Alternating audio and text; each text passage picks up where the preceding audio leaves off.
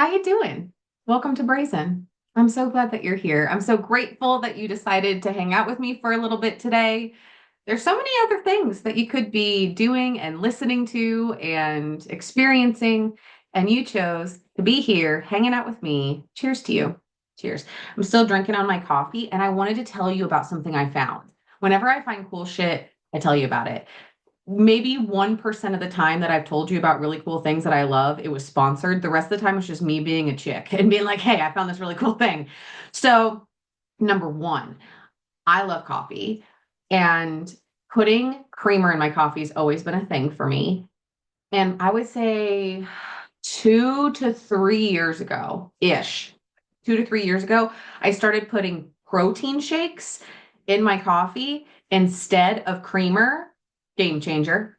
That's not even what I wanted to tell you, but that's a game changer right there, especially if you are in any way, shape, or form prioritizing protein or fiber or anything in your life. Consider. Second thing, I've talked to you about this before. Also, not the thing I was excited to tell you, but just to pop in on this, IQ coffee. Have you heard of this? IQ coffee. If you need a link or just like a screenshot of where to find it, let me know.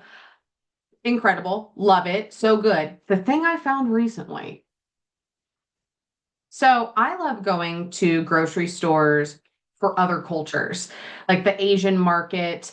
We have like a South African market that's not too far from us. I could spend hours. I just want to immerse myself in all the things and be like, what is this? And what is this? And Travis and I recently, for my birthday weekend, we were just exploring the area since we're still pretty new here. And we found an Asian market, and I was so excited. And I went in there, and the just sweetest, most hilarious old lady was running it. And they had just rows and rows of coffee. It was instant coffee, which I'm fine with because I've been using that IQ coffee. And there was one, and it was reishi mushrooms, reishi coffee. Fucking totally bought a bag of it. Incredible price, such a value. And I've been using that. So I have IQ coffee first in the morning with my protein shake, delish. And then my second glass, I just pour whatever's left in there. I pour that reishi coffee mixture on top, more hot water, more protein. Dude, you should be trying this. It is so good. It is so good. And my cognitive, okay, be very honest with you. I've been a bit forgetful lately. There's been a lot on my plate, so everything adds up. It all makes fucking sense, emotional damage, trauma in the past. It makes sense. It makes sense. But there's been a lot that I've been really focused on, and I really wanted to start upping my game with. So I've been taking more of the fish oil, and I've been looking at all these different ways that I can improve my cognitive health, going back to a lot of old favorites. And I will tell you, I love lion's mane for the brain. That's how I remember lion's mane mushrooms are for your brain. Lion's mane for the brain. And reishi has been a game changer. So if you are at all interested in any of this, if you want to talk about it more, if you want to chit chat and share some info, I would love to. It's been some really cool habits that I've put into place in my life. Again, some of them about 2 to 3 years ago, maybe closer to three. And then now, just in the last month and a half, I've started drinking this reishi coffee. I've been bringing in a lot of old favorites into my life. Like I said, lion's mane. I haven't used that for probably about a year. So just letting you know, I always like to share some good stuff because creating new habits in our life and sticking to them, that's hard. Gosh, it's hard, especially when you're doing it while you're doing deeper healing work or while you're doing big expansion, big growth for personal, for business. Like it's just, there's a lot of things to juggle as a human. There's so much. I had a client, one of my one-on-one clients told me recently, we were talking about the different things that she was kind of infusing into her life, new habits that she was habit stacking with. And she was like, Heather, I can't fucking do anything else. It just feels like my whole life is a to-do list. And it makes me want to shut down and say, fuck everything. And I was like, dude, heard. There's, it's an undeniable feeling. And we all, I mean, I'm guessing we all know what it feels like when life starts to feel like a to-do list. Ew. Fucking ew. That's when you need to go sit naked on the grass, lie around, roll in grass. Go be in nature for a whole weekend. Remember what this is really all about, you know? So hopefully these habits help you in the morning if you're a coffee drinker. Hopefully they help you live without your life feeling like a fucking to-do list because it feels good and it helps you feel good. So kind of takes me into what we're talking about today. And if you're sitting with me on YouTube, you're probably, or maybe not, but you're probably wondering what's going on with my outfit. It's the gym attire. I'm the girl at the gym that wears a sports bra, some shorts, and a giant oversized flannel. That's me. Hi.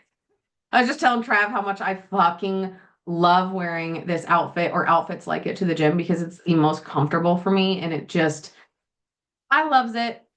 And I decided I didn't want to take a shower before I came and hung out with you today. I didn't think that it was necessary. I didn't think you would mind that fucking much. So today, what we're talking about is being devoted to living. And my choice to come to you today, just literally fresh out the gym, still stank ass. It was it was due to a lot of what we're going to talk about today. There was a part of me that was like, "Oh, you should like look more professional." You fuck that. Fuck that so hard. Whenever a part of me is like, you should with your business, with your life, I audit it and I actually kind of tap in and I'm like, hey, do I actually feel this way? Or is this some bullshit conditioning? And it was some bullshit conditioning that you would give a damn if I showered or not after the gym, if I was still wearing my gym clothes. Like, that's not it. That's not what life's about. So let's talk about these things. Let's talk about what it means to be devoted to living. Maybe that means, just like we said, cutting out the bullshit, cutting out the things that don't actually matter, not letting them impact you. That is hard. Holy shit, that is hard. That is that is all of our work. It's to cut out the shit that doesn't matter. So there's three main areas that I wanted to talk to you about today when it comes to being devoted to living. And for me, these are life changers. For me, a few of them go very against the beliefs that I was brought up in. Um, so it was a little bit hard to kind of ease into them. So let's talk about this. Number one, existing versus living. Are you just existing in your life? Because that's not devotion to living. That's not devotion to love and to play and to all the good things in life. No, if you're just existing, you're probably an autopilot. You're probably not present. You're probably just fucking go to work, make the money, lay down, go to sleep, take all these things to help me wake up, take all these things to make me lay down and go to sleep, take all these things to make, you know what I mean? Existing is so much different than living.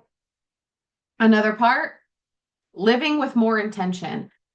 This is my number one advice across the board, no matter what. When anyone asks me what is one thing that I can do to live better, to be better, to love my life more, anything, this is it. Live with more intention. I want to go into that with you. What does that even fucking mean? Okay. And then the third thing is understanding when we're devoted to living, it's time that you take some wild ass responsibility for the life that you're living in, for the reality that you are currently in, because the life that you are living was constructed by you. Every habit you have, every choice you have made, the way you have been, who you be, your identity, you're co-creating your life all the time with God, source, universe, divine, use whatever word you want to use. It's all the same shit. We know that by now, right? So, number one, existing versus living. Number two, living with more intention. And number three, taking wild responsibility for your life. These are the three main aspects I want to cover with you real quick today when it comes to being devoted to living.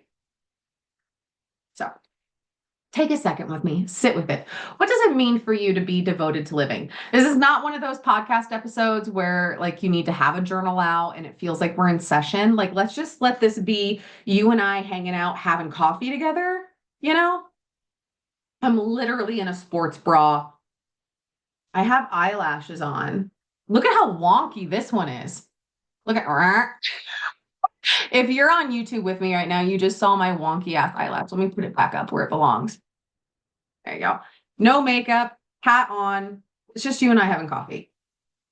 What does it mean to be devoted to living? Should we breathe?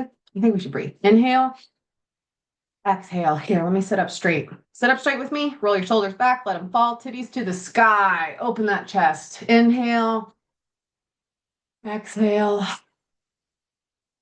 One more time.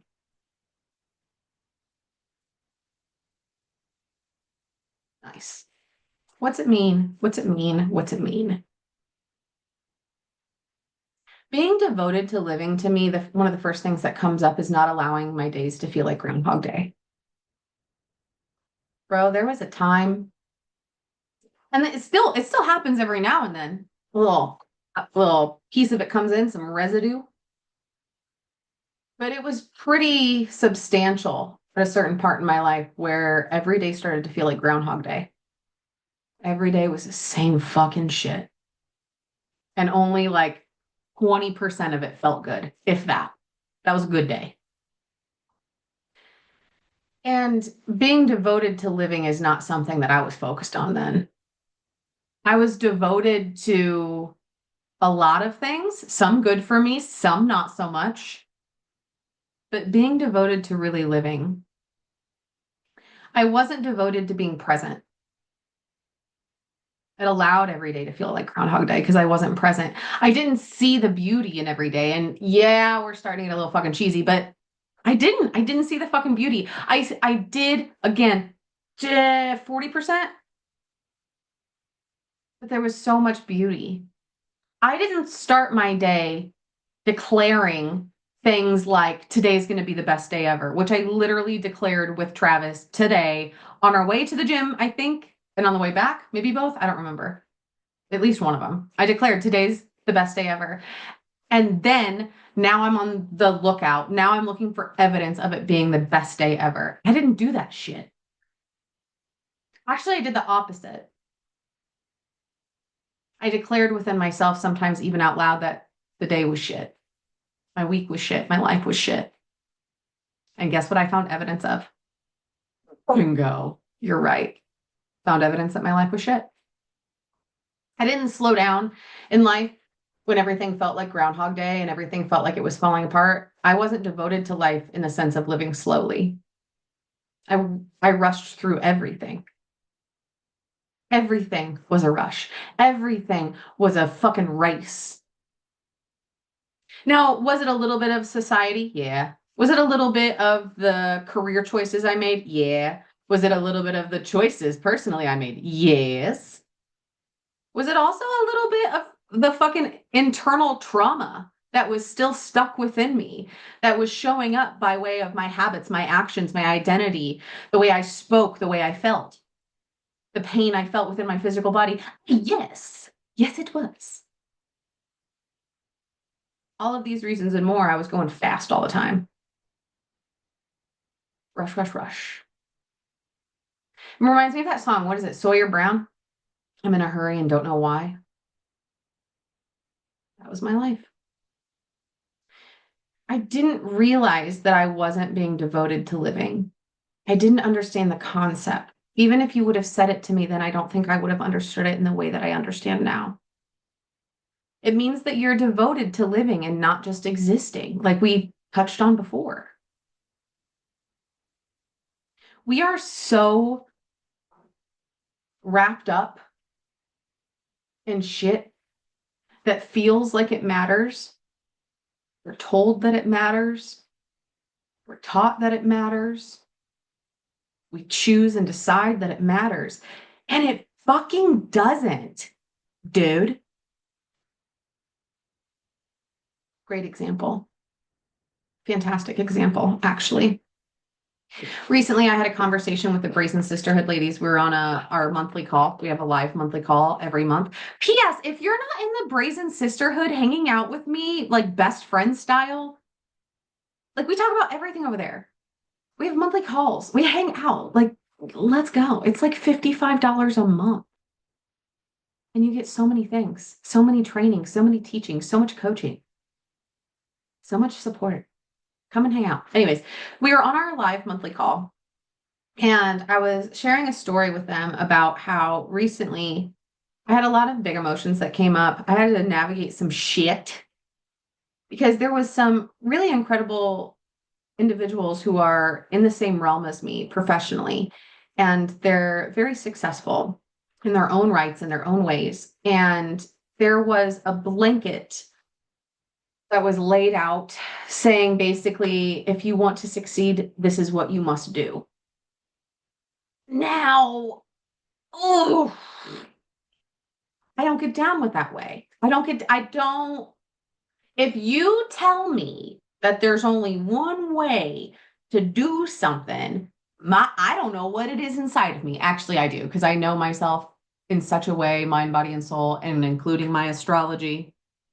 But for the sake of the story, we're going to say there's something in me that I don't know what it is. That when you tell me that there's only one way to do something, something clicks in me, and I'm like, oh, wanna bet? I will find a way and I will do it my way and I will create something new. Like there's just something inside of me. I'm grateful for it, but it sure is a pain in the ass sometimes. But this was happening and they were like, oh, it's just, there's just one way. And this is how you should present yourself on social media. And you should be hosting all of these different in-person and online events. And I was like, I've not paid attention to what other people are doing in my business the whole fucking time I've been in business. Unless you are my coach or my mentor, I don't give a singular fuck what you're doing in your business. I hope it works for you. I hope you're successful as hell, babe. But I also don't give a shit. And so it just rubbed me wrong. The way that it was a blanketed statement that we should all look the same, be doing the same thing. Didn't care for it, didn't like it. And so I decided that if I did that, if I chose to just go along with what everyone else was doing and honestly just put myself in a different type of box, I decided that like if I did that, I'd be wildly unhappy and I would not be myself. That would not be authentic. I would not be true to myself, like all this different stuff.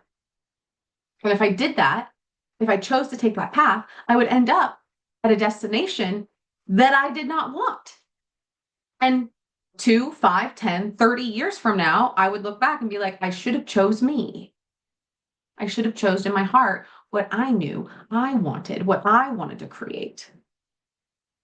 I was talking to the Brazen Sisterhood ladies about that, and it was sprinkled with all of this, all of the things that we're talking about. We shared different examples of ways in our life that we see we are wildly responsible for the choices that we made and the way that we were being and how it brought us to this moment. It's really interesting when you do that for yourself. It's really interesting when you look at where you've been rushing, where you've been trying to maybe keep up with the Joneses, even that old saying, instead of being slow and present.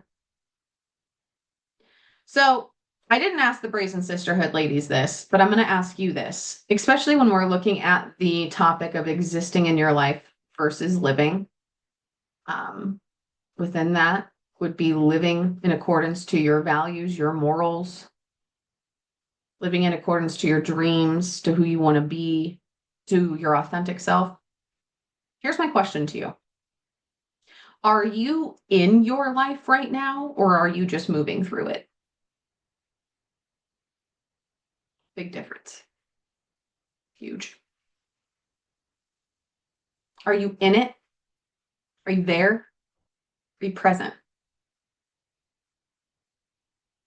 Really easy way to get present. Use your 5 senses. Bingo, bango, bongo. Use your 5 senses.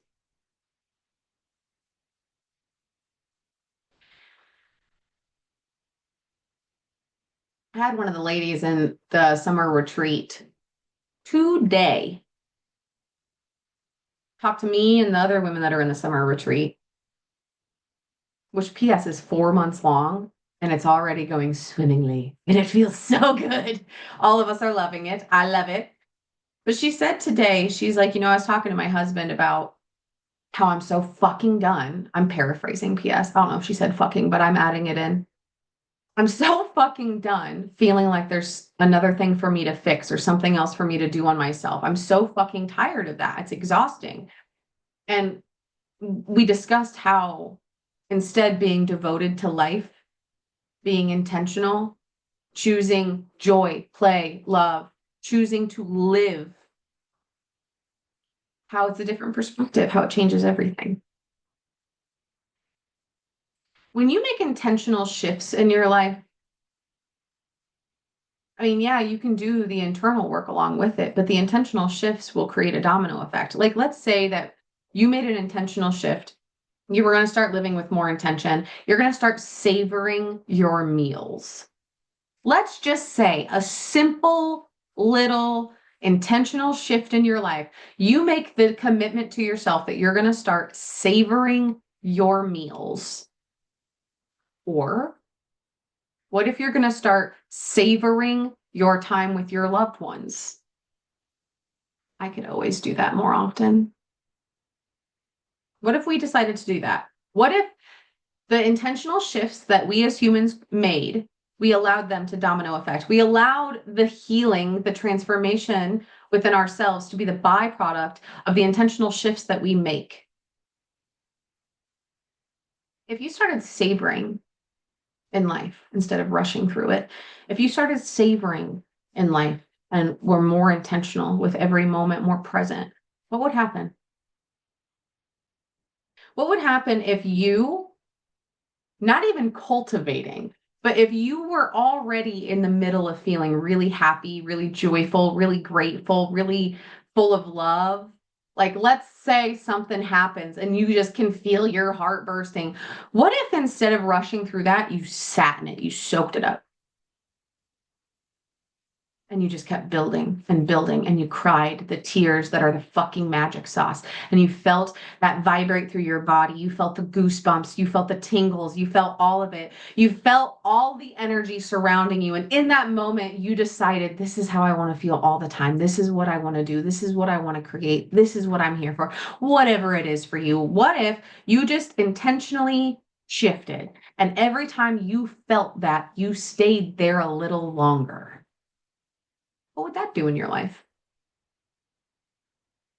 Ooh, let's go back to cultivating. What if once a day, you do sillier shit once a day? I'm sure of it because I do, so I'm sure you do. Once a day for a few moments, 2 minutes, 90 seconds, you cultivated joy, gratitude, love, excitement. What if you just sat there with your eyes closed and you thought about something that brings you so much joy and so much happiness and so much love and so much gratitude, and you did that for 90 seconds with your eyes closed and your hand on your heart until woo, it was just moving through you, gave you the goose pimples everywhere? How would that change your life? Just living more intentionally. There's this misconception that I have found and I have had, which is if you live more intentionally, you're doing less. Have you had that misconception? Excuse me, let me take a drink of this delicious coffee. I need to take the lid off because those lids that are nice, but sometimes they don't like let the air flow. So then you go to take a drink. It's like, when you get a coffee to go and you have to pop a pin through the hole. So that way you can drink it faster without it being a trickle in your mouth like you're a baby calf. I need to take the lid off because that's what was happening. Okay. Living intentionally does not mean that you're doing less, contrary to what I believed and to what many believe. Living intentionally means you do the same amount of stuff, probably less because you're not doing shit over and over again because you did it right the first time. To be honest, that'd be the biggest shift there with how much less you're doing. But doing things intentionally, living your life intentionally, taking action in your life, whether it's freaking making dinner, picking the clothes you're going to wear, whatever it is. Doing it with intention just means that you're there, you're present. You're not off somewhere else. And it's so easy. It's so easy to make excuses. Fucking excuses. Oh, I can't. My mind is too busy. I heard that recently from a client. I have told you this. You know, Iron Man, Robert Downey Jr., swoon. Oh, that man will be 110 and I'm still going to be swooning over him. Anyways, I digress. You know, in Iron Man, when he like pops up all the computers and like he's like kind of fingering through them and everything, and like they're up in the sky above him. That's how my brain is all the time. 24/7, mama. 24/7. I have all of those and I am always organizing, delegating. That's just how my brain works. And I had a client recently who was like, I cannot slow down. I cannot do this because my brain is too busy. What do you think the first thing we talked about was? The cannot. Yes, absolutely. Well, I was like, let's talk about what you can't do. Let's have that discussion, babes. Why can't you? And she's like, my brain is too busy. All right. Well, then we better figure out how to work with it, huh? Instead of saying that our brain is holding us back from doing something. You were made the exact way you were meant to be made, babes. You have lived through the exact shit you were meant to live through to get you to where you are, to who you are. Let's work with it. Yeah? We started working with it. She lives so much more intentionally now. I mean, she always has. Every time we talk, that's kind of like her cycle of life. When it comes to doing less, there's going to be obstacles. One of the obstacles might be a busy brain, a mind that's always going a mile a minute. That's not an excuse.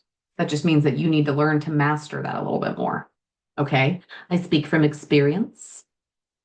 What's another excuse? Oh, I can't. I don't have time. I don't have time. I don't have time. It's an interesting thing to declare and affirm. I do it. We're all human. It's interesting that we do that, though. We declare that we don't have time for things, when in reality, we're the ones that carve out time depending on the priority and how dedicated and committed we are. Ugh, it's a real shot in the gut. You have time. Is it harder for some? Yes. Is it easier for some? You damn right. It's much easier for me now in my life to live intentionally than when I was raising two children. That is for sure, Z's. It is so much easier to live slow and intentionally, to live versus exist when you're not running the kids, which I loved. P.S. Loved this part, but it's a lot easier to do that when you're not running the kids to different activities. You know, when you're not going to different activities, when you're not going to different school events, when you're not making dinner, when you're not doing homework. I know. It's a lot easier when you don't have a business and you're not doing the back end and the front end and the marketing and the clients and the blah, blah, blah, blah. It's easier. I know. It's easier for someone else always. Doesn't mean that we can't do it though. If you choose to slow down, if you choose to live more intentionally, you will find that you had the time all along, that you were made exactly as you were meant to be made, and you can do it just like everybody else. You'll figure that out, that it was that way all along. And it sucks, bro. It sucks. It sucks when you are in the lived experience of what your excuses said you couldn't accomplish before, because you just got to be like, ah, shit. That was an excuse. I was bullshitting myself and everybody else because I didn't want to do the thing. I didn't understand how to do it. I didn't have the guidance. I didn't have the support. You have the guidance and support. But it sucks. It sucks. So if you've been feeling any of that, again, I'm speaking from experience. I just talked to you about clients that are going through it. We're all going through this. This is the human experience, you know, is deciding what is worth your time and energy, what is worth paying attention to, and what is not. This seems like something that's worth paying attention to. Something that's not worth paying attention to. Like we said in the beginning, taking a shower so you don't smell me through a podcast. Silly goose behavior. Some things, not worth it. Last one I want to talk about. taking wild responsibility for your life. Taking wild responsibility for your life is hard. Hard. That's a hard mirror to look in. That's a hard pill to swallow, especially for the areas of your life that maybe don't look the way you want them to look. I just had a really heavy conversation with Trav about that recently. It was hard for both of us. There's certain things we've been calling into our life for a really long time, and I'm telling you, we are getting impatient. Staying dedicated, we're staying devoted, we're doing the things, being the selves, we're taking the action, we're doing the shit. And still, we're a little bit impatient. And it's hard to take wild responsibility for your life because that means that you have to look at your life is the way that it is because of who you've been, because of what habits you've had, and because of what your intentions that you acted on were. If you had shit ass intentions and you took action on those shit ass intentions, it might have held you back a little bit. You might have had to start back at go. If you have habits that are detrimental to yourself, which we were talking about last night as well. Do you know for how many years? Okay, we've all been 22 to 25 before, right? We've all been that age. Okay, cool. Because at that age, I was not taking care of myself. I had habits like getting 3 hours of sleep, drinking way too much whiskey, smoking way too many cigarettes. I had some habits. I had some codependency, not to throw out some I almost said medicinal words, but that's not what I'm looking for in my brain. But not to throw out those type of words, diagnoses words. I'm not a huge fan of them. But I did have some codependency issues. I tried to run. I was a runaway bride. Call Julia Roberts. There were habits that I had that led me to where I was. Could I be shocked that my physical health wasn't top tier while I spent my weekends drinking an overconsumption of alcohol, smoking cigarettes, and eating Wendy's at 2 a.m.? Could I be surprised that that led me down a path where my body was screaming for my help? No, I could not be surprised.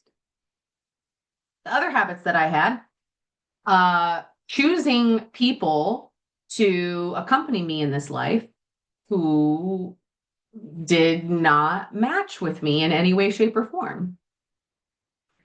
Habits of choosing people because I could help.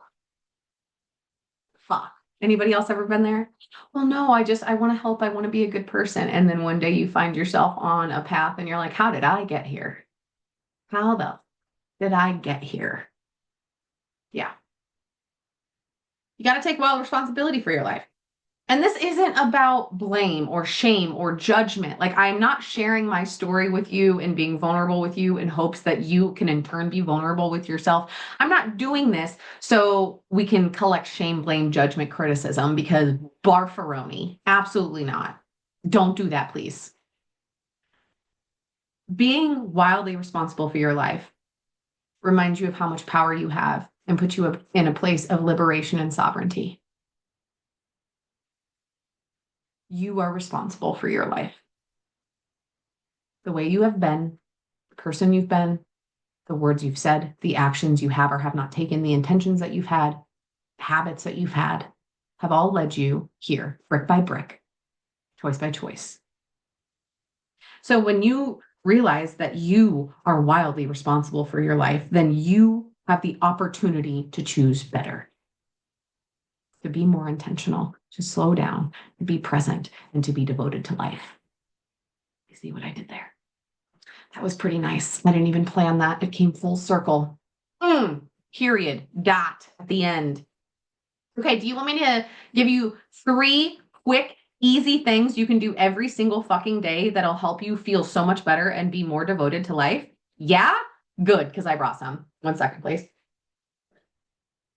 Number 1, that's not on my list, but the book is here and it's been hopping up at me, energetically speaking, the entire time that I've been recording this for you. So I'm going to show you this book. And if you're a woman, I think you should get this book. I think you should read this book. I think you should listen to it on audio. I think you should read it at least 5 to 17 times. And I think that it would change your life. It's called In the Flow. Can you see it? Can you see it? There you go. I'm not entirely positive on how to say her name, and I don't want to sound like a dipshit, so we're going to try. Alyssa Vitti. I don't know. I could have looked it up first, but I didn't. I used to know how to say it. I think it's Alyssa Vitti. I'm pretty sure. Either way, In the Flow. If you are a woman, this book will help you in more ways that you can even comprehend. Okay, back to the quick, easy steps. Number one, pause and savor your life. Period. Make this a daily devotion to yourself, to your life, to your loved ones, because when you do this, you're going to be nicer to be around. To your children, because when you do this, you're going to be showing them because they're sponges, you know? Every day, at least once a day, pause and savor. That can be as simple as savoring your coffee. Stir in some intentions into your coffee. While you're stirring your coffee, just let yourself meditate for a moment and just stir the intentions and be like, you know what? Today's going to be an incredible day, and it's going to be full of love and joy and the best surprises and all the good things. And this coffee is going to help me feel awake and energized. And maybe you're doing the IQ coffee or the reishi coffee. So you're like, also, this coffee is going to help my body just be at its max potential and blah, blah, blah, continue. Yeah. And then you drink the coffee and you drink it slow. And you hold it in your mouth for an extra moment and you just taste it. And then you swallow it and you feel the warmth go through your body. You feel it hit your stomach and you just sit there in gratitude for a moment. Like, damn, I really live a great life. Damn, this is a really good life. That's all. That's it. That takes 90 seconds. Or maybe you're in the shower and instead of scrub, armpit, butt crack, you're like, hey, breathe. Let me savor this warm water. Or if you're like me, let me savor this absolutely scalding hellfire water that feels so delicious on my skin. Just savor it. Savor the kisses, savor the hugs, savor the moments, savor all of it. Savor the sun on your skin. Why else are you here? You know? Number two, something easy you can do every day. Takes 90 seconds or less. Audit one habit a day. Damn, this will fuck you up in the best way possible. This will bring so much into clarity. It will reorganize your priorities. Every day, pick one habit throughout the day, and this can be something you decide ahead of time or it happens in the moment and intuitively, but choose one habit that you audit. And before taking action on that habit, before you allow yourself to just be an autopilot and just do the thing without thinking of it, stop and ask yourself, does this habit get me closer to my goals or further from them? Mhm. It brings a lot of celebration for all the things that you're doing that bring you closer to your goals. And it'll also reorganize those priorities real quick. Number three, quick, easy step, takes 90 seconds. Devotion. Pick one thing a day that you're going to be devoted to doing that makes you feel alive. Dancing, stretching, exercising, moving my body. Although there have been times in my life where I've gone hard, like I'm doing right now. I'm a full ass gym rat again. We're 5 months in. It feels so good doing 5 days a week. It's been years since we've gone to the gym like this. There have been times in the last few years where the most that I was doing was some light stretching and some lazy girl exercises 5 days a week. No matter what it is, moving my body makes me feel alive. Being out in nature makes me feel alive. Painting makes me feel alive. Playing with our dogs makes me feel alive. Laughing with Travis makes me feel alive. Eating delicious food makes me feel alive.